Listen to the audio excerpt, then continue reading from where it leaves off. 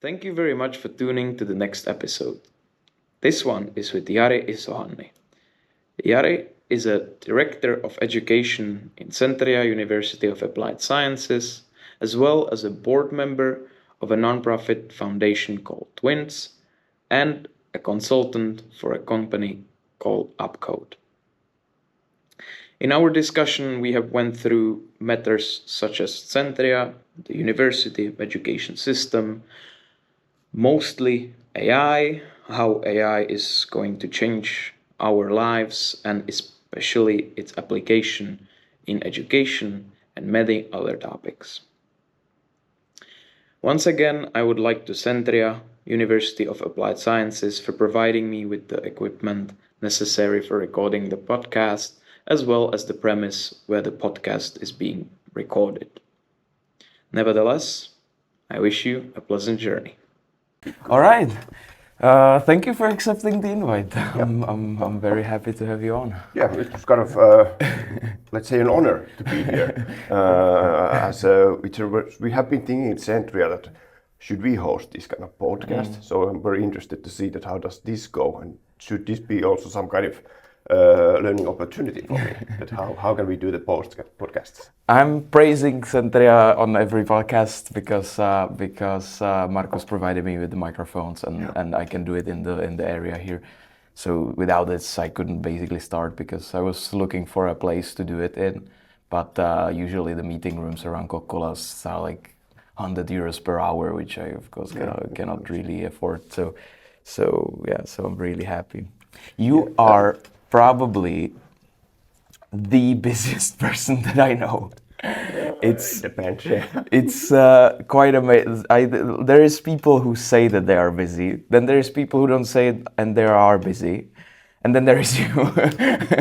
Because I feel like every single time I write you an email, it doesn't matter whether it's Saturday 8 p.m. or whether it's Monday 9, you're always online. How do you do that? Yeah, I think it's kind of way of doing things. I don't like the things to pile up. So, but also I don't take stress from managing things between different time periods or different times. It's more like that. It's easy to stay on top of the things when you manage them right away. So it kind of helps or relieves the kind of the time pressure that we have. It's kind of, I think it comes naturally. So it's a way of working, and I don't want it to be considered in this way that he responds all the time in any situation. Sometimes the answers can take a longer time, but I think it helps me doing my own work as I'm trying to keep on top of the things. So you say the trick is to do it right away. Yeah, but it's not the way that I have the notifications on my. I don't have the notifications on, for example, on my mobile phone or on my tablet. It's usually that once I'm doing something, I then might switch quickly to the email app and see that what's going on, or sending some other email, and then just I see that okay, someone has sent me an email. That's quite easy to answer that right away instead of leaving that for the next day. For example, today I didn't do anything on the morning. I came here at 9. Of course, I listened to personally the information for the help by the rector, but I didn't have anything, let's say, acute things on my schedule as I have managed them yesterday evening. So it helps me to do my own work. It's truly amazing because there are teachers, which is not anything against the teachers specifically or Centria, it's just the personality.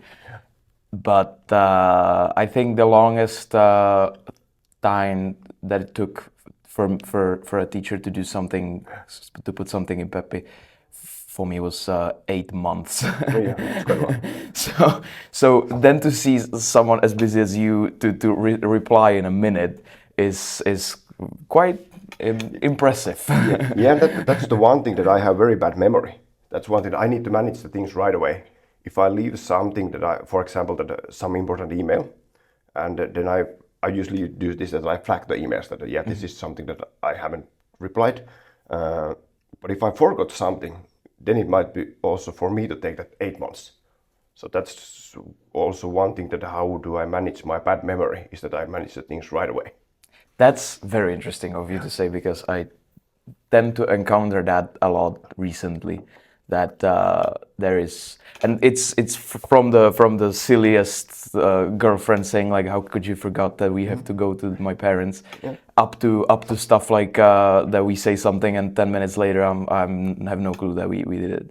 So for me, it is also like whenever somebody says something to me, I always have to immediately note it down somewhere, because when it's noted down, then there is a chance of me doing it.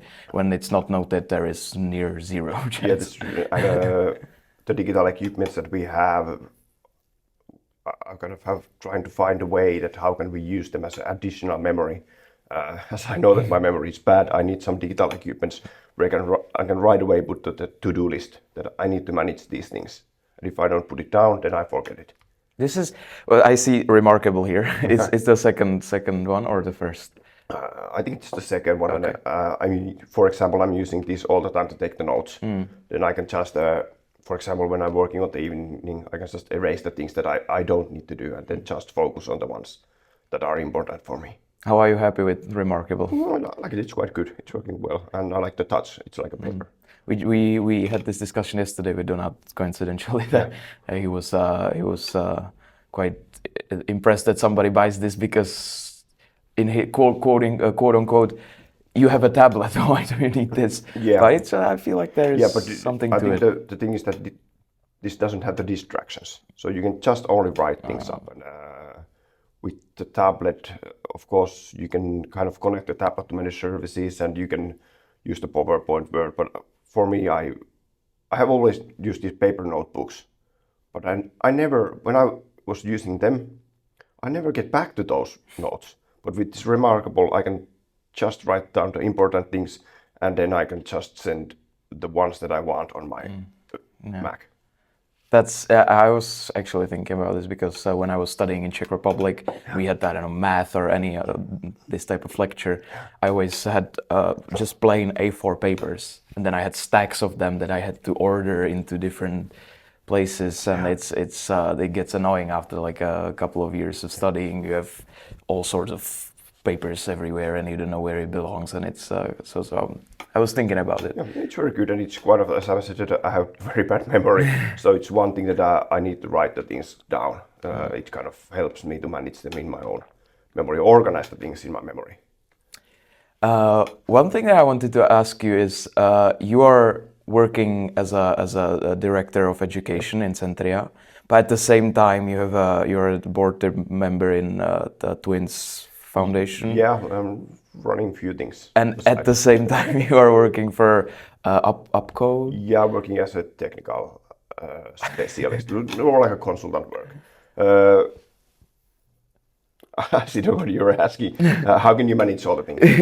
Yeah, you are also a football coach or swimming coach. Yeah. Okay. So that's like a lot on a plate. I would want, like, how does your day look like, or how can you manage? Because some people have just one job and are impossible to get touch with. Yeah, it's interesting. I try to prioritize prioritize the family matters, and then also my personal things. It doesn't mean that the work is some kind of secondary thing, but when you have those are the things that they build the structure. I usually build the day in that way that I start quite early. We have also dog, so I take the dog on a walk. That's a good time to think about it. How should this day go? And then I can already plan that, okay, I will start with these things, then I have the swimming practices. 4 o'clock I will go there, and if I'm, for example, I need to do some work, then I know that, okay, after I come from the swim practices, I can manage these work things, and I can probably use 1 hour for them, and then I can switch maybe to do some dissertation work or something like that. Which I think it's a lot about the time management. That how do you plan ahead? How do you plan the whole week? How do you plan the whole month? And how do you plan the individual day?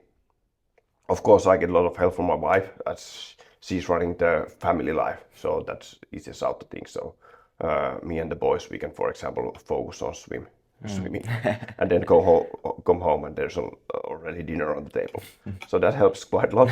But one thing, what I have noticed that you need to have these things that are connected. So, for example, you just cannot work as a, let's say, if I give an example, that it wouldn't work in this way that I would be working as a director of education and then doing something that is totally irrelevant to my main job. So all the things that I'm doing, they are somehow connected. Then it's easy for me to, for example, to connect the different projects together, that, okay, these companies could work together, or our students could do this kind of thesis for that company. So once you have a lot of things on the plate, it's easier to manage them and connect them. If I may ask, what is the focus of the Twins Foundation and the Upcode? Yeah, we set up the Twins Foundation once the pandemic started, and we were a bit worried that how are we exposing our identities? For example, that we knew that this person would have COVID infection, and then suddenly they need to expose all of their identity information for some other person. We were quite worried that where the situation is going on, so we started thinking, how can we protect the identities better? That's where we started to think that we would have this kind of disposable identities, that you just could go to the post office and you could show some barcode identification, and it would be only valid for that 5 minutes. So if someone else takes that barcode, it's not valid anymore when they are kind of trying to steal your identity. So it started from there, and then we have been doing after that different kind of identity related projects. Now we are running one Horizon project, which is related to things that how can we manage food chain and better, and how can we kind of manage the things which are happening there to kind of building more trustworthy food chains. But it's an interesting organization. For the last half a year, I haven't had too much time to focus on that as I'm finishing my dissertation. But the organization is running, and we have 2 persons working on there, so it's kind of good progress also on that side. But it's also these things that it was possible because I had the network connections. I had a lot of things on the plate, and then just right persons connected, and then we suddenly have this kind of non-profit organization running. You also have a dissertation work doing now. Yeah, that's going on, but that's also a thing that, as I have a lot of things on the plate. Before I came to Centria, I was working for the UPC consultancy in Vaasa, Upcode, and I was working as a machine vision specialist on there, running projects and doing software development. Then once I was back at Centria, we had this small group here that we had, I think the University of UAS was having a small lecture for that about the scientific writing, and then on that course I had an idea that I could do this dissertation, and then I think I saw that the dissertation could focus on the work that we did in Upcode about the computer vision, and so I was quite familiar with those things, and still at that time I was working on the information technology head of that degree program, so it was connected to my work. So I started the dissertation from there at how can we recognize the small color differences with the smartphones. And, as of what color differences? We have been developing since 2016 those kind of functional inks which you can print, and they cost roughly, let's say, €0. Not €0 in that way, but the cost is not that meaningful. For example, if you want to track some food product and you need to keep it on a certain temperature, if you put an IoT sensor on that, it will cost maybe €5. But if you put this kind of functional ink which changes its color based on the temperature, it costs relatively nothing. And then we need the smartphone to capture the color change information. But I've been focusing on that, how can we recognize when the sensor starts to change the color rapidly. So for example, what's the threshold that we can detect that now it's clear, and when it starts slowly changing, how accurately we can see that, okay, now the temperature is incorrect. So it's focusing on that. That's very interesting. Yeah, but it's one of the things that I knew that we have been working on this. I have the good company connections. Then it was easy for me to start the dissertation. I didn't need to search for the topic for long. Nice. Yeah, I see that. It's a thing that when you're like, at least I feel like so, when you're like willing to work and when you have some sort of vision or you just work a lot. Let's if I keep it simple, it's not like quote unquote as hard to manage multiple things at the same time, and at the same time you get ideas along the way all the time. Yeah, that's true. Yeah, the network is kind of growing the inventions and the ideas for me, and I can just grab from that one. I can bring it forward. It can come from the different network, but I can just connect it to a Centria network, for example, and then find the persons who can benefit from that idea. I don't see that I need to always be the one who benefits from the ideas from the network. Yeah. So it's like connecting the networks together. It'd be amazing if everybody saw a world like that. Yeah, and usually there's, of course, you need to find out why you are doing this. For me, it's why I'm doing the different things is that I like to have a lot of information and see the world from the different perspectives, where we are heading now, what's going on that direction. Should we go there or should we choose some other direction? But now the dissertation is feeling something that, as on my current role, it's not supporting that too much. So now it feels like I should drop that path and just finish the dissertation and then do something else. Maybe focus on leadership or something like that. Was that hard to learn to sort of drop out of something that is not beneficial anymore? Yeah, it doesn't come very easy, and then you just what I like to do a lot of is that thinking about why I'm doing these kind of things. Are these the correct things? And then when you are kind of settled with yourself that this doesn't work anymore, then it's easier to tell that, okay, I will drop out this and then focus on something else. But I also like to do this kind of lot of these short experiments, pilots that would this work? Is this idea good? And also use some what I have found as a race of the ChatGPT is that you can easily test the ideas with the ChatGPT. Should I work with this one? What would this bring on my plate? That's definitely one of the topics that I wanted to talk about today is AI and how do you view it? I'll give like a quick intro. I was 3 days ago, it's irrelevant. I was watching a conference from a Czech speaker who is now going around places talking about AI, and he was basically depicting the improvements of ChatGPT. As of now, the free plan allows unlimited 4.40 mini, the quote-unquote stupidest chatbot. Then we have limited amount of 4.0, and now there is 0.1 mini, 0.1, and the 0.1 professional. Well, he was saying that we breached 3 separate sort of like thresholds. One of them being that I believe in September they released the speaking, that you can talk to the AI. You can interrupt it when it's talking. You can whisper with it. You can do all sorts of fun stuff. Then second one is that they released search, so a ChatGPT search. Meaning basically defying Google.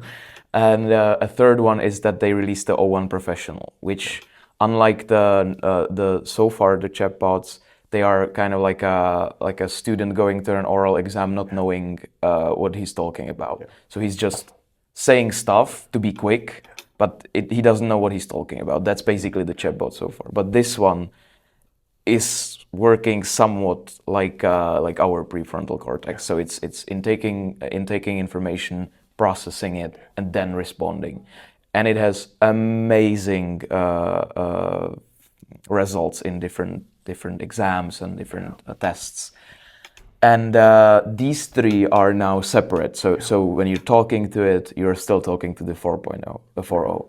The same goes for the search bar. So if they put all of that together, it might be, first of all, it might be very detrimental to Google because I believe 60% of their revenue is still from monetizing ads.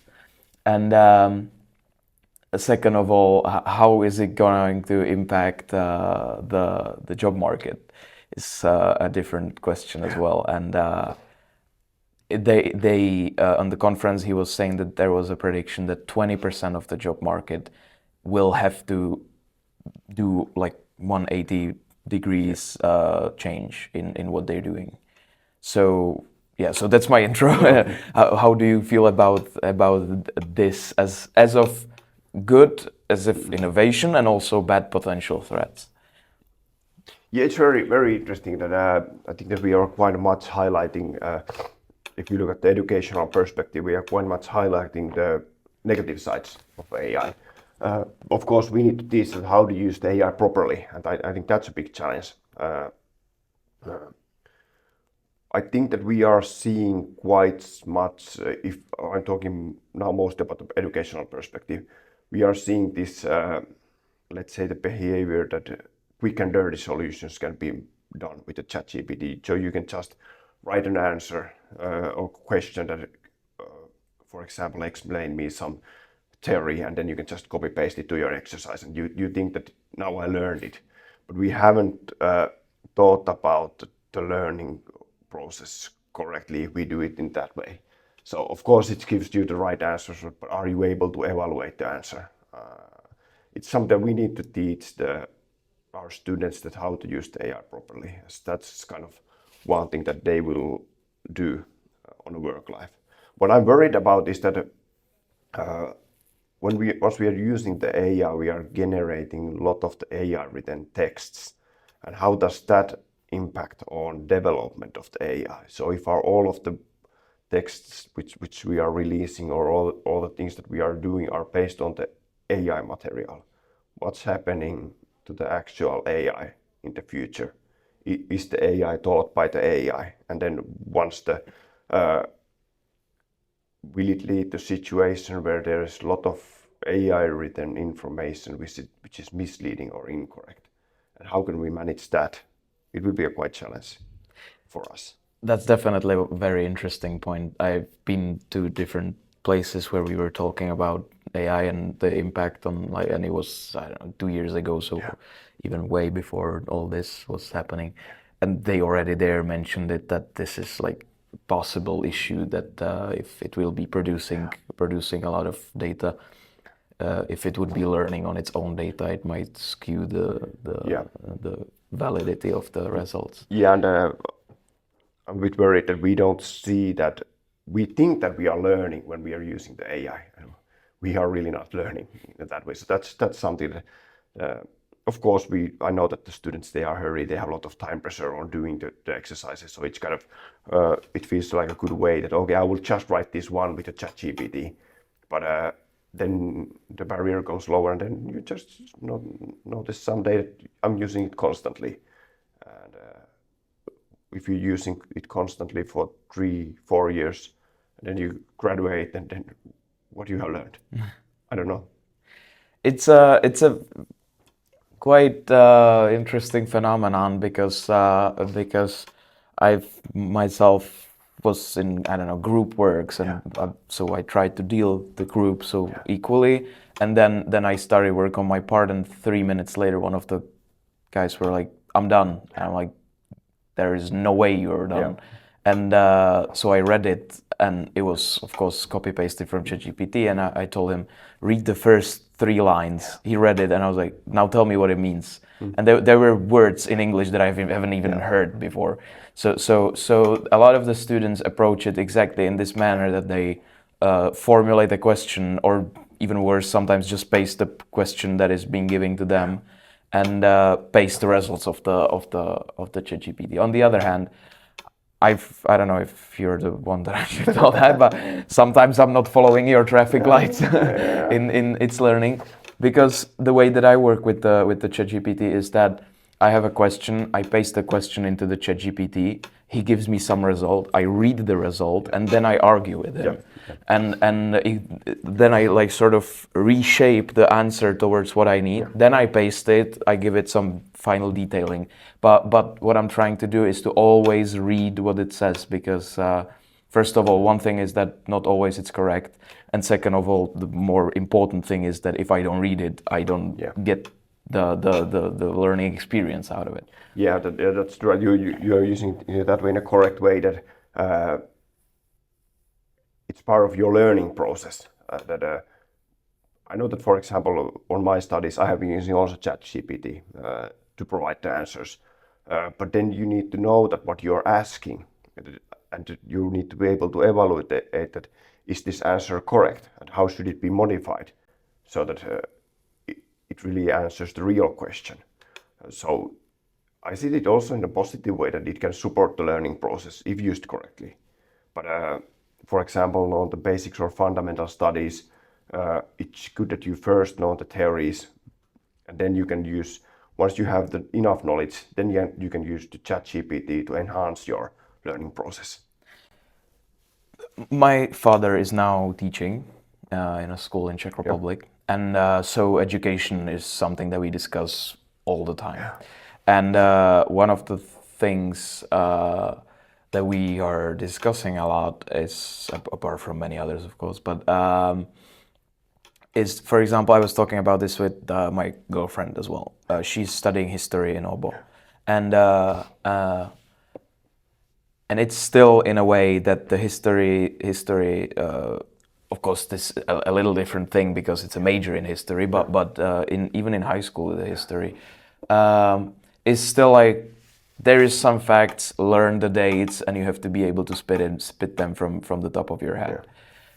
And now I'm asking, for example, wouldn't it make sense in the history major not to put as much focus on remembering the stuff, but rather giving them an assignment in a type of like, so there has been this war, give me an analysis of like what were the precursors to the war. And then you don't necessarily have to remember all the names of the army men, because ChatGPT remembers them, right? But you have to be able to analyze and assess whether the answer he's giving you actually makes sense, whether those facts were actually leading to that war, right? So I'm a little sad, apart from politics, which I believe that they should be the first ones to discuss this topic. But from that, especially education is the second place where I believe that we are really lacking innovation in this sense. Yeah, you raise a good point there, that have we, on the politics level, have we discussed enough in Finland, for example, on the role of the AI? We are making decisions that, we should focus on using the AI. But have we talked enough that how does the AI has an impact on whole society? That's an interesting. In my belief, this is something that will drastically. I'm not trying to scare people. Like in my opinion, it's going to be a little more gradual than it's being presented. Yeah. But in the long term, it will drastically change the job market and the society as it is. The society as a whole will be changed. So that's there is several ethical questions, like for example, if we will let people go from, I don't know, administrative positions because they are no longer going to be needed, as the ChatGPT is gonna be doing better job. Well, what do you do with the people then, right? You can give them a general universal income, but then on the other hand, the people who were not replaced will be angry. And on top of that, those people will become lazy and not do anything, right? So how do you mitigate that? And I believe that politics should be the number one place where they talk about this all the time, because this is going to be a societal struggle at some point, and we don't discuss it whatsoever. in my feeling. If we don't have this kind of, let's say, national level roadmap for an individual person, that how am I learning and using the AI in work, in everyday life situations, I don't think that we are supporting enough. For example, let's say that elementary school, the kids know that the AI is there. They can just start taking it into their use and they can use it on their homework. But if we don't direct that correctly, the learning outcomes will go down. And then we need to have some plans for you mentioned the traffic lights. We have been doing something for the universities of applied sciences together, that we have formed these kind of guidelines, but have we done yet enough? I'm not sure, maybe not. Have we discussed it enough, that how does it change the work life? I also doubt that. Well, for us, it's that there is a block in its learning which says that orange light, you can use it just to get informed, nothing else, and that's pretty much it. So in my opinion, there is very few teachers here who are encouraging us to use it, and they like there is some teachers who are okay with it, exactly, as long as we use it reasonably, like as we actually educate ourselves, as we don't just copy paste, but very few of them, in my opinion. And here in Finland it's not as much. In Czech Republic it's brutal, but a lot of the teachers are still stuck in this paper and pen teaching, where they are like, you have to memorize everything and just be able to tell me all these formulas and all these facts from the top of your head.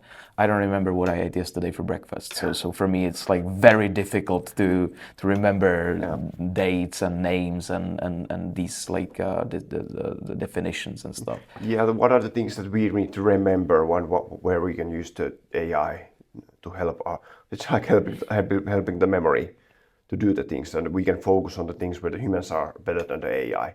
I think that the kind of the growth or the spread of the AI, we were all surprised that how fast did it happen, and we are still struggling to reach the phase where we need to be. We need to do a lot of things regarding how do we give the teaching, what kind of exercise do we give for the students, so that students will use the superpowers which humans have to complete the exercises.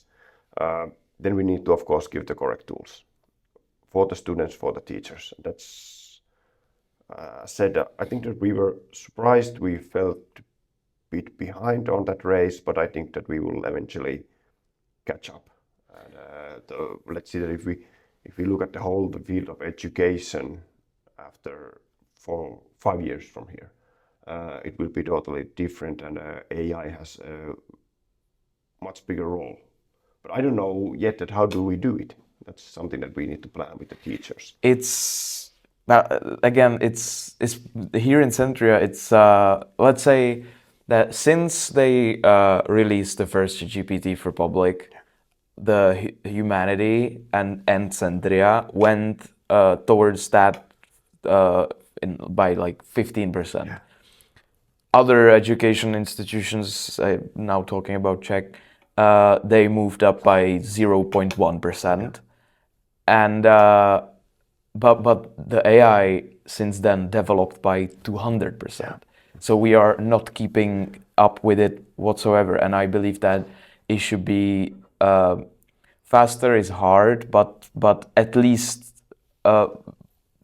we should be discussing it more and bringing people's opinions and trying something out, because if we keep it with this our normal bureaucracy pace, which takes years for implementing new stuff, we are just gonna fall so far behind that the education will be useless. Yeah, use the correct term. The key here is the discussion. That we know that AI can be used for the different purposes. We know that persons, even that they are saying that they don't use it, they are using it. So it's not a kind of preventable or manageable anywhere. But what we can do is to discuss. We need to discuss with the teachers. We need to discuss with the students. that how the AI is influencing the program that we are running, how is it for influencing the work life where we are heading at. I think this is part of we have been here at Centria talking about this kind of what's the sustainable degree, what's something that our students, once they graduate and then they look back for after 5 or 3 years, once they have been working, they can say that Centria was able to build this kind of sustainable degree for me, so that once I graduate, I continue learning. I know the basic stuffs, for example, from the AI, green transition, sustainable development. And I see AI as one very big, important part of this sustainable degree, which we are. I hope that we are able to do that in the future. I don't know the proper or the actual actions that we need to take, but definitely the discussion is one of them. Well, the students play a big role on that. The students, they are maybe more aware of the AI that we are here. And if you see that we have 4,000 students, it's a lot of mass, a lot of potential there that the discussion should also start from the students. I'm very much happy to help. Yeah, I know. I'm joking. Of course, I get your point that it needs the students. It's a little difficult in this sense, I believe, because the differences between the like knowledge and more like the desire to learn from the students is very variant. Yeah. So it's hard to pinpoint who is actually doing this because they are actually interested in this field, and who is doing it just okay, so they can just finish it and get on. Yeah, but could the discussion be something that if we have students here and we have the students there, we have maybe also teachers here and teachers there, but we can then kind of get them on the same level to the discussion, as it could be this kind of very lightweight way to try to equal the bars. I think that's one part that we need to do. I would definitely support that. Yeah. How is it? You're the director of education not for a long time, right? It's 2 years. 2 years, yeah. Right. How was it as a transition? You were before head of the IT, if I remember correctly, right? IT, and then we didn't have this vice rector position last year when we had these kind of substitutions going on. So last year I was responsible for the whole education. Now we have the vice rector who is responsible of the whole education. Then I'm working aside there, focus.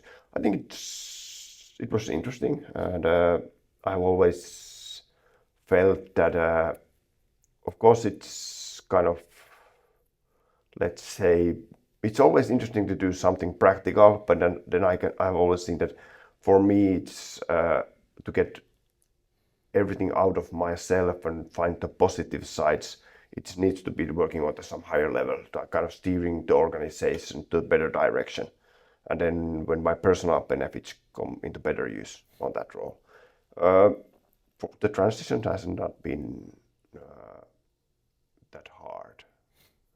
As we started the discussion, that when there's a lot of things on the plate, you can manage them properly. So I've used that there's ongoing changes here and there. And so for a normal, not a smart person like myself, what is like the main part of a job of a director of education? Like you're designing PSPs, or it's I think the most important thing is that the persons who are running the degree programs, that they can do their job properly, as they are managing the teachers and they are managing the students. So if the head of the degree programs, they can manage their work properly, and they're willing good, they have time to complete their own tasks. If I can support them on that work, that's the most important thing. As then the teachers and then the students are happy. And of course then directing the organization to the correct direction. Why education? Why did you go to education? Why didn't you stay in profession? Oh, I changed that. I don't know. I somehow just I started working. I didn't come to Centria as on the educational side. I came to research and development. I was working as a research and development specialist, and then I was working as a project manager after that. But I don't know. It just I have always been interested on the education, and it's kind of that where you can have a larger impact on people than on the education. I don't know where is that kind of place to be. So in that way, I'm quite happy to be on the education, as I can help the future talents to reshape Finland, reshape the companies that we have here. So in that way, I think that's the place to be. That's true. I myself would maybe want to gain some experience and then later on in my life go to education to help out shape the future generations. I think that that's the why I want to be here, and what's the main thing here. It would be interesting to see, for example, 5 years or 10 years from here, that how our students have changed Kokkola, how they have changed Finland, how they have done good things for sustainable future. How is it with the Kokkola job market, especially with IT department, like IT sector? Because I feel like in the IT sector there is about 3 companies here or 4, and so it's hard for the IT students. There is apparently a project called Horizon, which so far, so I read about it. It's amazing. I feel like this is exactly what the students need. But still, I feel like there is this sort of a lack of like networking and startup environment, and the people are kind of settled here, and it is what it is, and we just go about it. How do you feel about that, and what is your vision to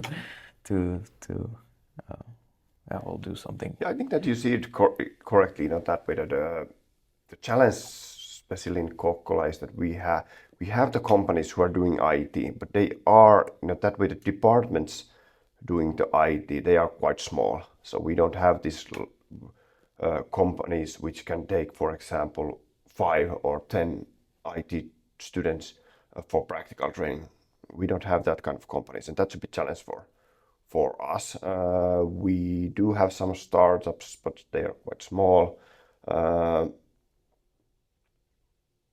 So that's, for example, the Horizon project that you mentioned. That's a good thing, that we can give the students the opportunity to do the practical training for somewhere else. But there's the problem that once the students, they take the practical training from Helsinki, Tampere or Oulu, then they start to lean towards those cities. And how can we keep them in Kokkola? That would be a challenge. We would need these kind of places who could take more students into practical training. How do we do it? I don't know. Well, we have some plans that maybe we should have this Centria software development laboratory or some kind of way where the students could work on the real life projects, learn how a real software company works. So that's something that we have planned. And it could also support, I think that also one thing that you very well mentioned there was that the atmosphere or the environment here, as they are settled in their own companies, it's not very dynamic. So we need to do something to build these IT-related networks. I don't know what they could be networks, communities which are local and which support the development of the companies, they support the development of Centria, and they support the development of the students, and then they support the development of those programmers, developers who are working for the companies. But we don't have that kind of community. That's something maybe that we should establish. I feel like there are people, there has been a couple of speakers here in Centria and a couple of people that I encountered outside of Centria that would want to take participate rather in such like networking group, so to say. But it's just on the individual level. Nobody has taken care of it. And when you say that there would be like a software development department in Centria, how would that differ from the R&D department of digitalization? Yeah, I think the difference is, I think it would be something that it could support the research and development that we do here. And it could also support the companies who are needing some kind of small IT projects. But it would be mostly this kind of, it wouldn't be, let's say, that time intensive. So that on that department there could be specialists working with the students, so, but with the projects which are not that time intensive, so that we know that it's part of the learning process. It's not a delivering commercial projects or 100% accurate or ready project. It would be a place to do the learning. And also it could be a place to run projects which have a high risk of failing, so that you can just try out some innovative ideas on that. And then our students could work on those projects. And if the project fails, then we just take another one. It's very good idea. It's just, in my opinion, a little hard to grasp. Yeah. Because we had a course with Kirsti, ICT entrepreneurship, and one of the questions he just kind of thrown out in the air was that we have like a lot of outcome in terms of bachelor students and how to utilize that in around here. And so I was trying to think about it for a couple of weeks, and I came up with different somewhat solutions, but they are never like all the way there. So it's quite hard to be able to get that running. Yeah, that's true, and that's something that it needs to be planned properly. That how could we do it, and how could we get the student engaged on that kind of, if we call it as a software development laboratory. But I think that we have a lot of potential on the student side. For example, we have students with a lot of innovative ideas. They could be formed into startups, but they don't have anyone who could mentor them, or they don't have maybe enough talent, or let's say that they don't have enough different talents connected together so that they could take the next step. And that's something that maybe we could support. There is a program in one of the R&D projects for one-on-one mentoring. Yeah. That's one thing that I just want to mention very briefly. We discussed. I had this recording with Donat yesterday, and we were discussing that Centria doesn't have a central way of communication with the students. Yeah. There is so many projects and events that have been held here that the students just don't know about. And then the students are like, we want more events and more projects. And the people from the projects, we need more students. Nobody's coming here because there is this communication bridge broken. And we have the Centria news on the websites. We have Tudo. Seems like nobody reads those. The last news on the website is from spring, is the semester, the September or something like that. And it would be great to come up with something that most of the students use, and then put everything in the same place. So the student, because I had a assignment to write about like an essay about 3 different projects in the R&D, and so I was browsing through the projects to find 3 interesting ones. And I found an event here that there was like 50 spots for. There was like 6 people in there. I wouldn't know about it if I didn't look at it. There is this mentoring, never heard about it, just found out about it 2 days ago from browsing through R&D. And you can probably guess how many students are browsing through R&D projects to find events, right? So just a quick thought out there. Communication is maybe something to... In Finnish there's a saying that communication only kind of succeeds by an accident. But yeah, we have recognized that the communication is always a challenge, not only in Centria, but and especially the internal communication. But yeah, it's a challenge in many companies. That's on our strategy for the next year. We we will try to make especially the internal communication better. How do we communicate with the personnel? How do we communicate with the students? There cannot be that many channels. We need to focus on something, and then the information is there easily findable for students. It would be great because, and sometimes I feel even that the employees in between themselves don't know. Yeah, a lot It's of good things are happening. We just don't know that they are happening, or the persons who are running them, they know that they are happening, but the whole big network. Yeah, it's because there is, I don't know, 5, maybe 6 different communication channels, and it's so spread out, and nobody knows where to. If it would be focused on one place specifically, I believe it would be much easier for the students that's to why follow. we kind of hired a new head of communications. She started a few months ago, so she will take that into her task list, and we have high hopes that this will be fixed in the future. No, I'm not attacking Centria whatsoever. It's just constructive criticism. And it's always something that we need to welcome, this kind of feedback to us, and it's something that we have recognized that this is. I think that I'm a bit worried. I think it's related to the communications, that how can we keep the students informed? How can we build the student communities, as many of the students are studying remotely.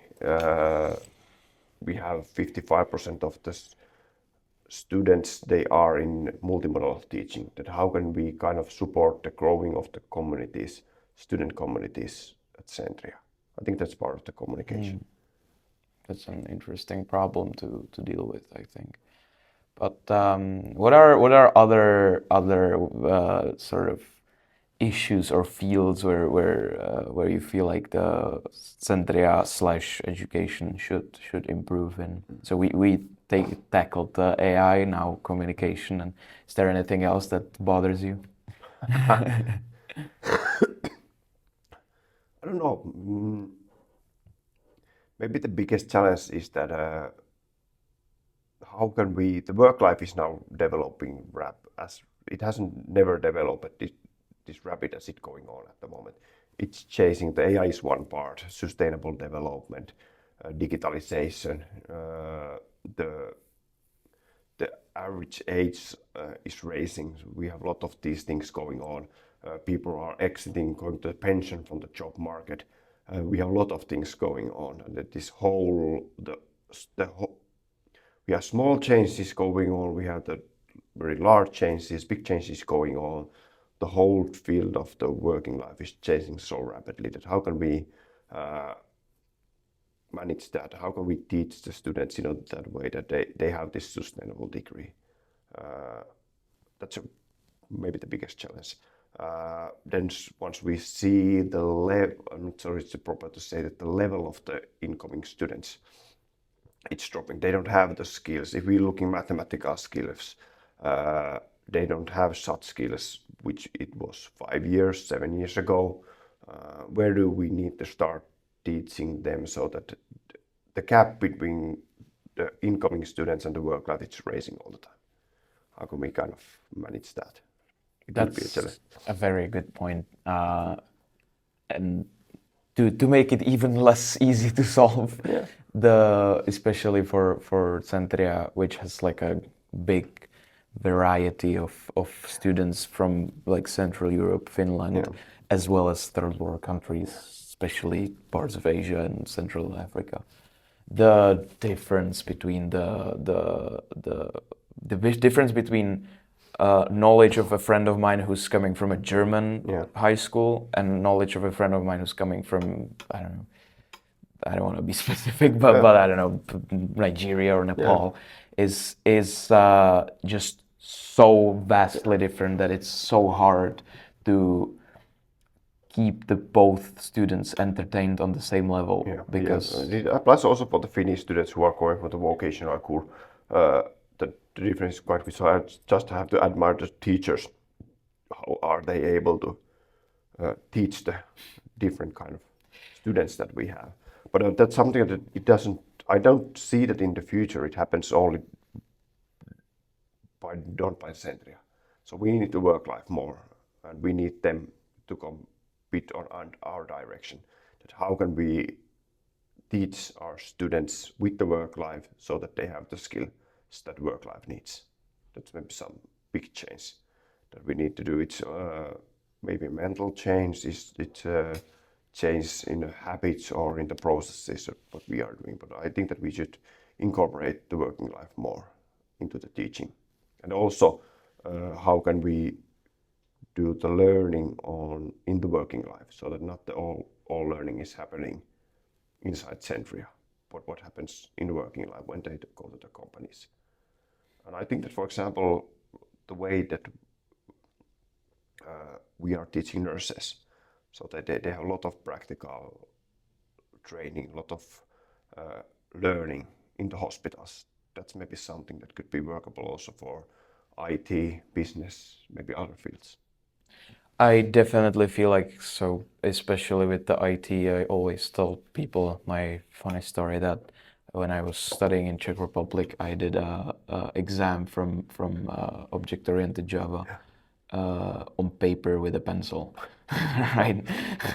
And difference between that and difference between using Java on a course without an exam, working the whole course just on a project and having hands-on tryouts with the code is just vastly different. And it's good to know how a binary tree works, but as long as you don't know how to actually use it and when to use it, you don't like it's useless knowledge. Yeah, and we need to focus on building the skills already starting from the first year, so that the students have enough skills that they could go into real work life, small projects, and that's where of course, the IT is somehow my favorite field. So where I see that we need to have this kind of internal software development laboratory, where you can test out your skills and learn things before you go into the working life. That would be amazing. I have about 30, maybe not 30, maybe 10 projects noted down in my to-do list where I know that a lot of them I will never do because I won't have the time for them. Yeah. So I'll be very happy to contribute some ideas in the bucket of your ideas. Yeah, those projects could be something that some other student could benefit from doing them and learning aside. And exactly. We could let you focus on doing podcasts and something important things. Yeah, there is other even IT related things that I want to do, but the thing is that not a lot of those ideas that I feel like are somewhat reasonably good are gonna be forgotten because there is no one to do them. So it would be a kind of both ways that I would contribute with an idea and somebody could do it. So I have peace of mind that somebody actually worked on it and some tested out that does this idea work. Yeah. And somebody gets a hands-on experience. Yeah. So that would be like sort of like a bucket of ideas out of which you can pull whenever needed. Yeah. Would be great. Yeah, that's the thing. A lot of things on the plate, then you can just throw them and connect them together. Right. Well, and what about sports and family? And you have two sons? 2 sons, yeah. Okay. How far apart? 2 years. So older one will be 15 next summer, and younger one is 30. Both swimming. Yeah, both swimming. Yeah. Okay. It's also one thing that it helps out life that they have the same hobbies. So you don't need to bring them to one goes to we had this thing that one goes to the football, other one goes to swimming, and then both are also I have one thing where I'm very bad is music. So I don't have any musical talent. So that's why I mentioned it. They are older one is playing violin and younger one is playing piano. So that's something that I cannot teach them. That's same. But it's a thing that it builds the structure for the life, so that you have those kids and they are going on their hobbies and they have the fixed schedule. So the life becomes a lot more manageable when you have these timetables. Same here. I appreciate music a lot, but I cannot keep up a beat. But that's. It's interesting that a lot of kids here in around, I noticed that they are not being forced to, but they are doing like classical instrumental music. That's very interesting. Yeah, it's maybe this region where we have a lot of history on the musical side, and we have been focusing on this, or there has been this näppäri pedagogiikka and playing the violins, and so this region is very music oriented. It's about the culture. And it's amazing. The Centria provides the free concerts for the students that are like practicing and rehearsing. Yeah. I've been to several of them, and it's really, really amazing. Yeah, we don't maybe even notice that how big part of the regional culture our music education is. We don't have a lot of students, but it's very important for us, and it really kind of makes this campus, for example, feeling alive when they are playing here. We have the different personalities here to support the whole organization. So it's very interesting to see or feel the music inside Centria also. It's definitely great, and especially now they finished building the Snellman Hall near to Minimani, which is an amazing place. I've been there once so far, and really great job there. And it also makes sort of a musical community, the thing that we're lacking in IT. Yeah, and it's part of that. How can we build the sustainable communities that we have the strong culture behind everything that we do?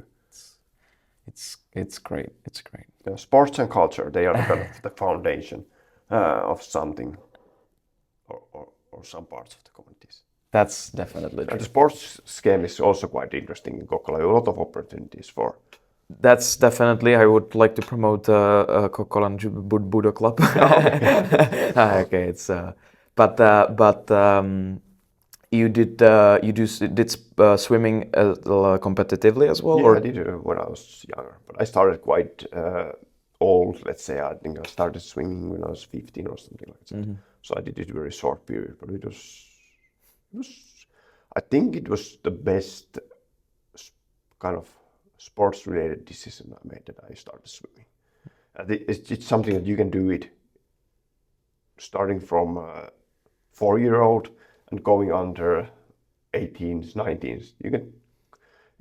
It's not many sports that you can do during the whole life. That's true. Swimming is amazing. Yeah, and it's not very hard when you learn the techniques. Yeah, it's amazing also in a sense that it can be taken as a workout if you like really try to focus on it, but as well as it can be taken as well as relaxation. Yeah, it's really great. Yeah, and even if you have some knee pains, back pains, you can always go to swimming hall and do something. As the water kind of relieves your weight so much. And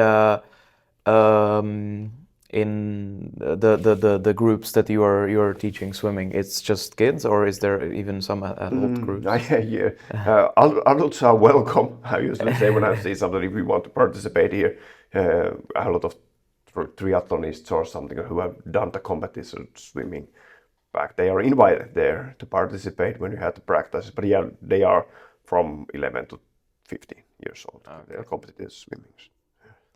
And is there some like other adult swim club or?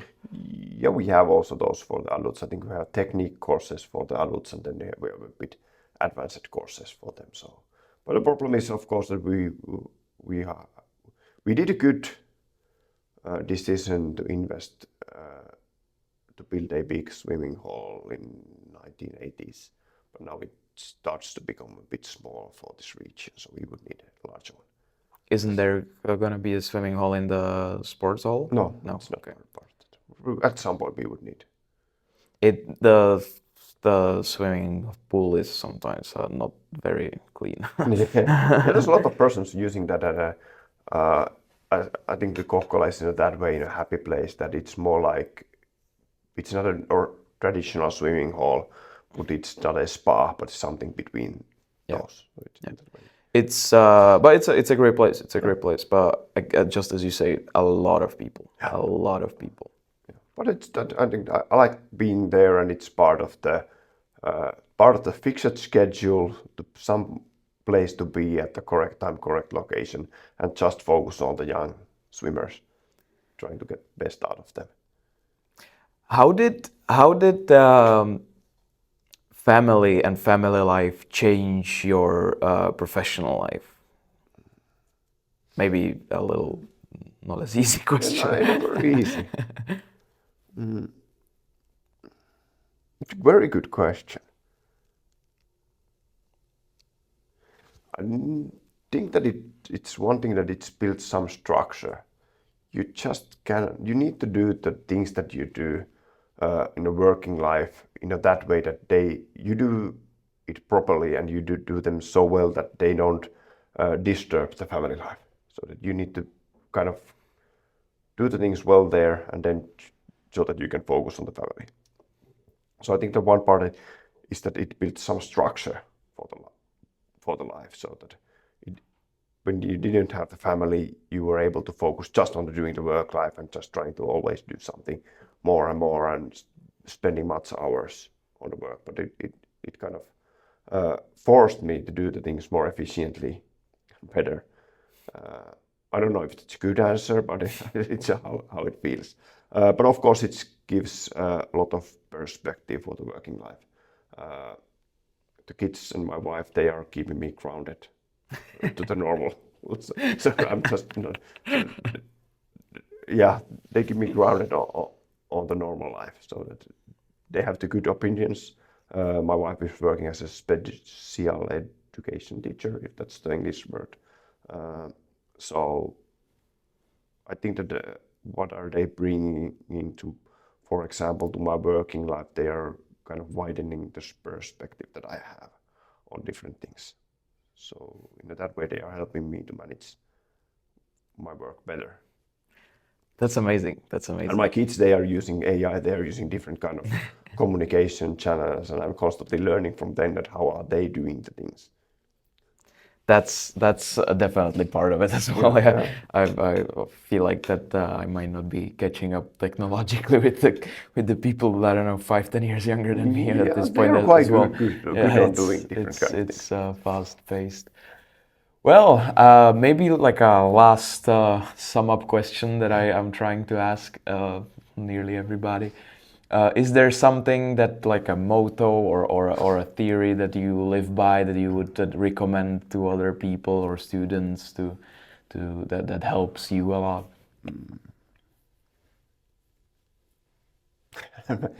Maybe I have a lot of them, but I don't have anything specific. I don't really trust or rely on using some mottos or things like that.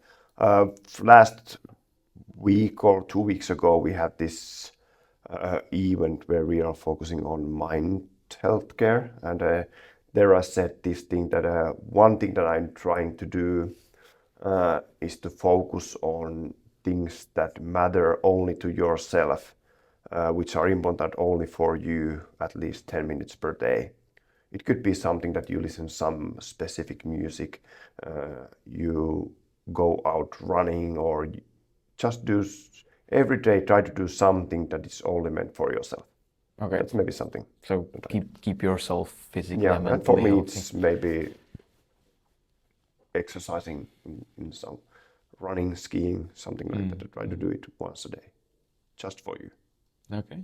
Well, thank you very much. It was Thanks. an amazing discussion, and maybe at some point we can do it again. I'm happy to be back. All right.